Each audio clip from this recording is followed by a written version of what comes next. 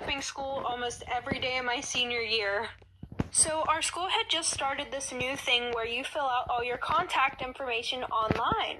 And my dad was like, okay, yeah, just fill yours out. And it pretty much was who can pick you up, who can make early dismissals for you, who they can call if you're in trouble. Well, I decided to be a sneaky little bastard and put my boyfriend in for every single one of those contacts. I would start school around 7:30 a.m., and I would go to the nurse's office at like 9 a.m., and she would call, and my boyfriend would act like my dad and be like, okay, yeah, just let her drive home. Well, my guidance counselor noticed after about 3 months of me never being at school, so she called the number hoping to speak to my dad, but instead she got my boyfriend, and he just thought it was a random person, so he didn't act like my dad, because neither of us knew. Like for part 2. Okay, part 2. Okay, so pretty much what happened after that is she called and she found out that it wasn't my dad. And then she went digging and she called my sister to the office and she was like, what's your dad's phone number? And my sister was like, why? Don't you guys have it already? And I also put the same numbers for my sisters so that way in case this day came, then, it wouldn't look suspicious.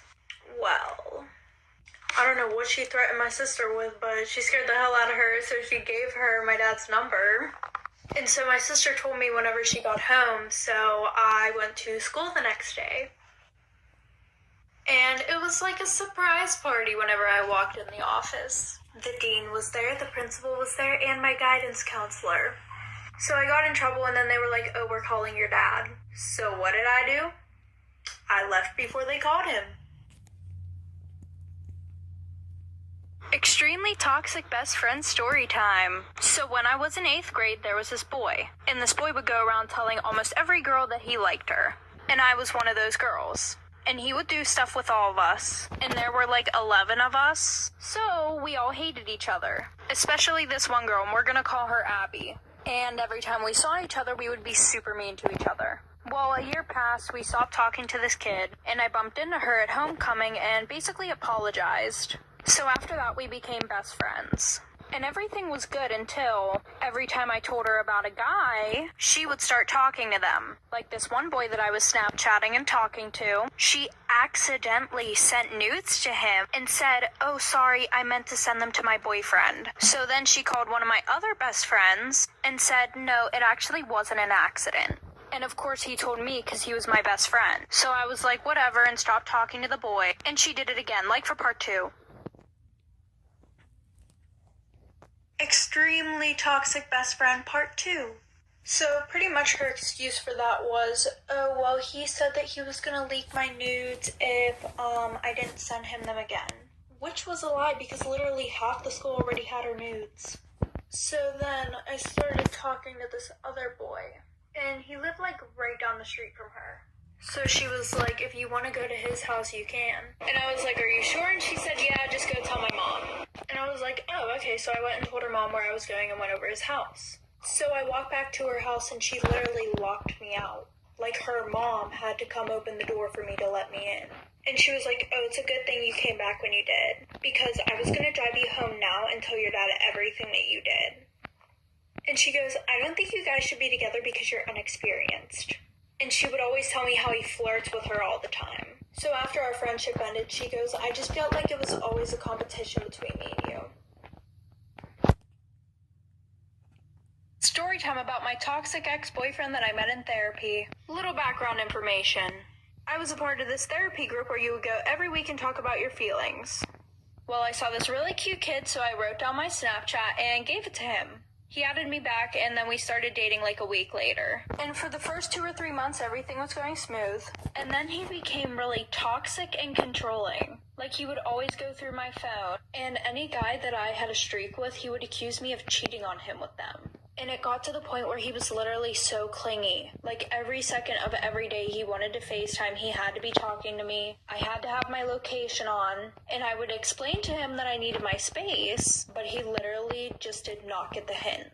So by this point, we were literally on and off all the time. And anytime that I broke up with him, I would block him because I didn't want to think about him. But he started calling my parents and complaining about me, so they blocked him. And then he tried being friends with my brother to get to me.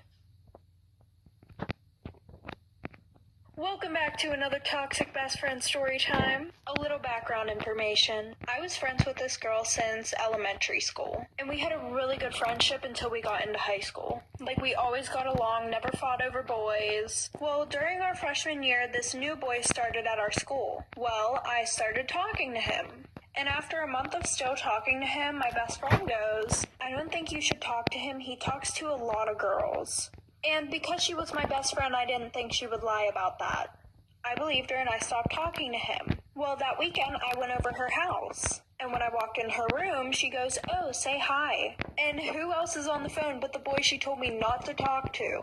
So after they got off the phone, I was like, "Let me guess, you told me to stop talking to him because you liked him." And she goes, "Yeah, I just knew that if I told you I liked him, you wouldn't stop talking to him." So that night, we went to a party, and he was there. And things started to go south, like for part 2. Part 2 to my most recent toxic best friend story time. Little background information. I told him the reason why I didn't want to talk anymore was because I just didn't want a relationship. So we get to the party, and him and his friends were there, so she went over to them. And I went and talked to other people because I just didn't want it to be awkward. An hour later, we all met up again, and I started having a conversation with him. Well, I guess my best friend didn't like that, so she started embarrassing me in front of everybody. So she starts talking about how my clothes don't fit me right and I look like a blob, and how my boobs are so much smaller than hers, and how I don't have an ass. Literally in front of everybody, just embarrassing herself and me. So after that, she went to the bathroom to throw up because she had way too much to drink, and him and I started talking, and he was like, "Why wouldn't you just tell me that you didn't like me?" And I was like, "What do you mean? I just didn't want a relationship." He goes, "Oh, well, she just told me that you like somebody else." So that was the last straw, and I just left her at the party. Toxic ex-boyfriend story time. So I was a junior in high school, and I had just gotten out of a 4-year relationship with this one guy. Well, I started to see him date around, so I thought I should do the same. I started dating this new guy who was known as the biggest player. Since I just got out of a long-term relationship, we decided to take things slow. We both went to different schools, so we both had separate proms. And of course, we both asked each other. So his prom came around first, so we got a shore house with his friends. And before we left, he bought me 2 dozen roses. This man has never bought me anything. And my mom was like, that's strange. I know exactly what he's trying to do with you. I now see that may have been a warning. But did I listen? No. After prom, we went to the shore house, and he tried to make it happen. I said no. The next morning, we both left. It was a Saturday because I had dance and he had baseball practice. He went back to the shore house that night, and I didn't hear from him all weekend, like for part 2. Part 2 because y'all are impatient and gotta go to sleep.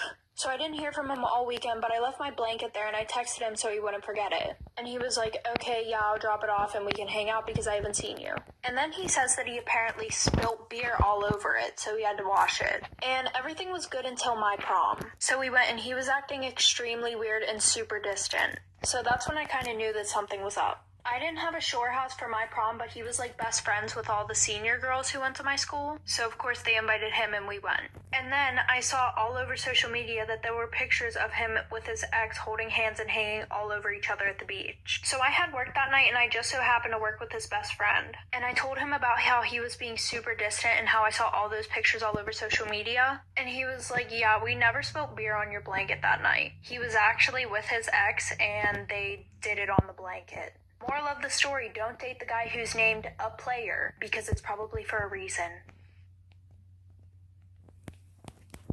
Story time about how I was the side chick. So it was my freshman year and I had just moved to a new school. And I lived next to this senior boy. You know, the one that thinks you're good enough to do stuff with, but not good enough to date? Yeah, that one. Well, we both were on the same bus, and I thought he was really cute, so I asked him for his Snapchat, and I got it. So we started talking a lot, and we would always talk about me sneaking over his house because my parents were super strict.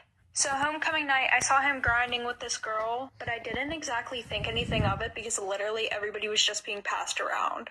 Well, I went home after, and at like 2 in the morning, I got a text from him saying to come over. So I went over there, we did the dirty, and then I started to go over there almost every other night at 2 in the morning. And there was this one girl that I got really close with, and I told her all about the situation, but I didn't tell her till like 3 months after it was happening, because he told me not to tell anybody, of course. And she goes, "You know he has a girlfriend, right?" So I felt really bad and confronted him, like for part 2.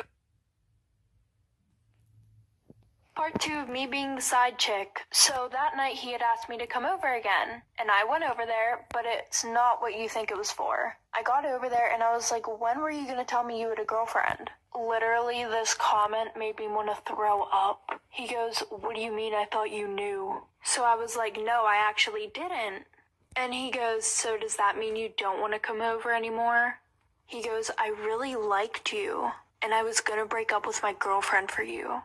Which I know this is so bad, but that made me happy because I had the biggest crush on him. But then I just left.